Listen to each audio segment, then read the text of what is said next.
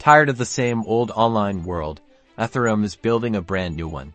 Ethereum is, at its core, a decentralized, open-source blockchain platform. Think of it as a shared, public ledger that's not controlled by any single entity, making it resistant to censorship and manipulation.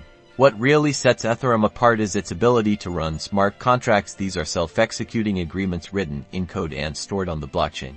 Imagine a digital vending machine. You put in the money, and automatically, the machine dispenses your drink, without needing a middleman. Smart contracts work similarly, automating transactions and agreements. This opens the door to decentralized applications, or dApps. These are applications that run on the Ethereum blockchain, providing a wide array of services, from decentralized finance, or DeFi, to NFT marketplaces, blockchain-based games, and much more.